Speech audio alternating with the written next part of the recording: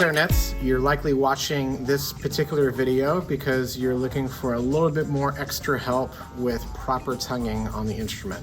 So I want to give you some things to practice and some strategies to use that will hopefully gain you some success. The biggest thing to remember is that it is not going to happen with a snap of the fingers. It is not going to happen overnight. It's an activity that you need to stay on for a course of a few days, perhaps a week or two, before it really starts to click better in your head. So I want you to make sure that you have that mindset going into being able to fix this. So the first thing that we're going to do is we're just going to do an activity where we're actually making sure that we're using the right syllable. So we want to say D, D, D, D, so we have that good arch with the tongue. We can also adjust that slightly to saying the syllable the. The, moving as little tongue as possible. And what we want to eventually do is be able to touch just the edge of the tip of the clarinet reed like we're touching the edge of our two front teeth when we say the syllable the. The. So if you do that just a handful of times a day, that's going to start to put your tongue in the right position.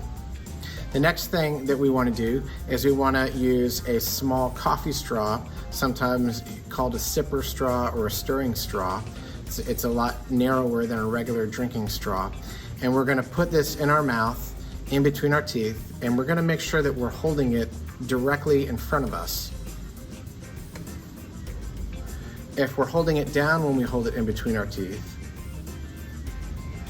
then we know that our bottom jaw is pushing back. And we want our teeth to be basically in line with each other when we've got our mouthpiece in the mouth, so that we can keep our air directed forward against the reed. And that includes when we're tonguing. So we're gonna hold it in between our teeth. And then the next thing is we're just gonna blow a steady airstream on our hand.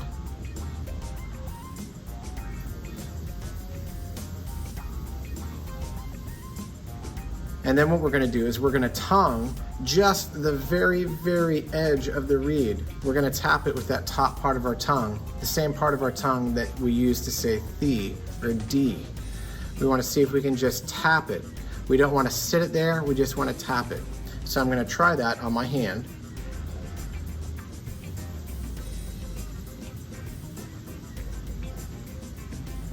And one other thing, if you want to be really extra precise, is make sure that you're not covering the entire hole with your tongue. Just aim for the bottom of the edge. That gets you to aim for a very, very small piece of material that is going to help when we transfer that over to your reed.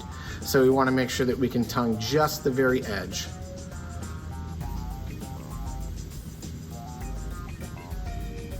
Okay, the next thing is we want to pay attention to if the straw is moving. So if the straw is teeter-tottering up and down when I do that.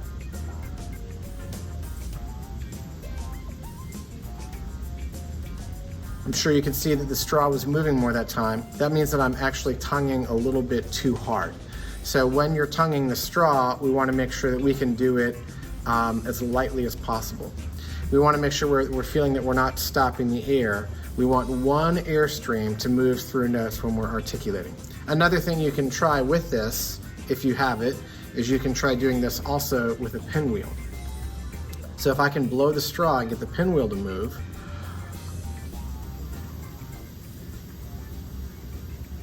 then can I also tongue some slow quarter notes and make sure that the pinwheel is continuing to move.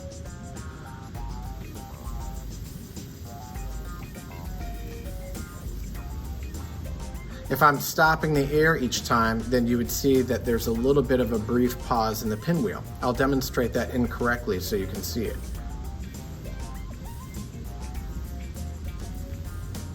Hopefully you can see that the speed of the pinwheel had a slight pause with it every time I tongued, and that's something that we want to avoid.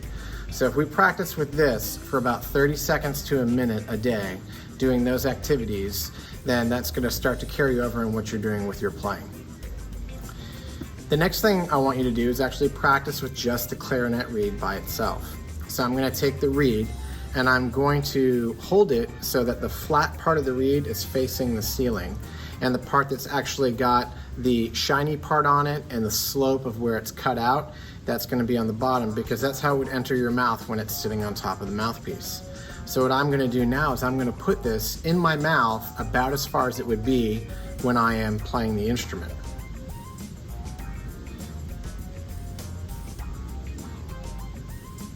Next thing is, you should be able to feel just the tip of the reed, just the very edge of the tip of the reed with your tongue, that same part of your tongue when you were saying the syllable D or the syllable thee.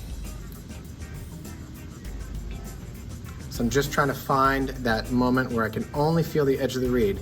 I'm not tonguing here, I'm tonguing to the edge of the reed here.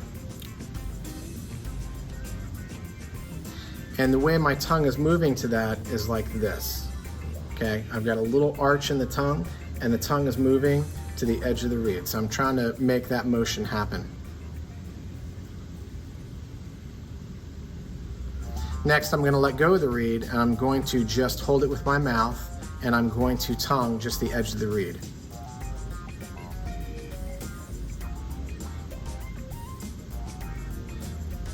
It's important that you touch as little reed as possible right now. Same thing like we talked about with the straw. If the reed is teeter-tottering a lot when you tongue, then you're tonguing the reed too hard. So you want to touch it so that it is not hardly moving at all.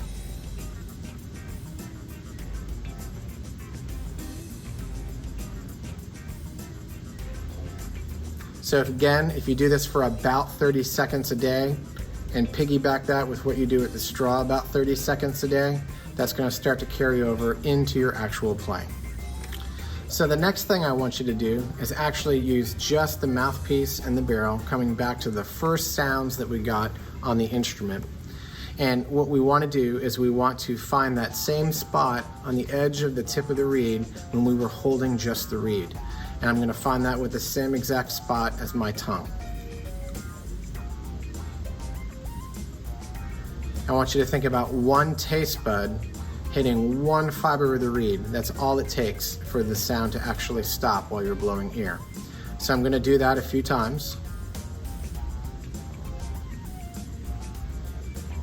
Make sure that you're still making a good clarinet face. We're thinking E, oo. Our chin is going to be flat and pointed. You want to make sure that it doesn't come off of your top teeth when you're playing. So the next thing I'm gonna do is I'm just gonna blow a little bit of air, not enough fast air to get the reed to vibrate, but just enough air so that I can hear air moving, and I'm gonna try to tap to that same spot on the edge of the reed.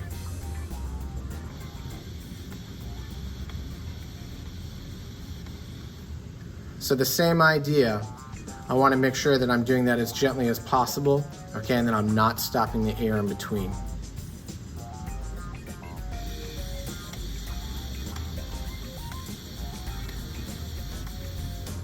You should almost be able to feel the gap that is between the tip of the reed and the tip of the mouthpiece. You should almost be able to feel that space.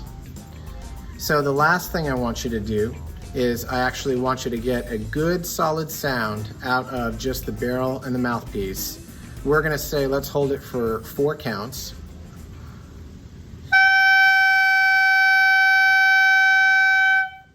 And then the next thing I'm gonna do is I'm gonna piggyback that by playing 4 quarter notes right after that.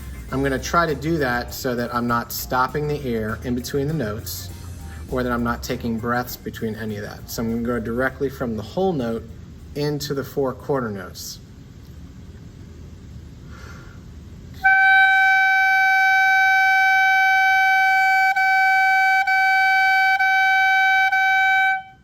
The next thing I would do is I would put on a metronome. Right now I'm gonna set the metronome at 80, and I'm gonna try to do that same activity with the metronome.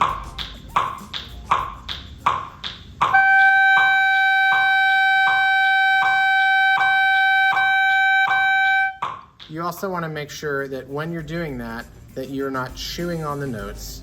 So look in a mirror and make sure that your jaw is not moving down and up, and it doesn't look like this every time that you're tonguing quarter notes.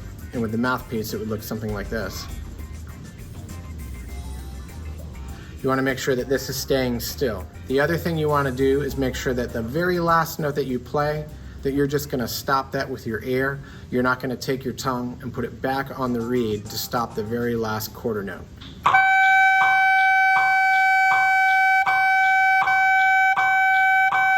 Once again, if you try all of these activities for about 30 seconds to a minute a day, you should be able to notice a difference in a few days or in a week or slightly more, depending on how quickly you're picking up on these.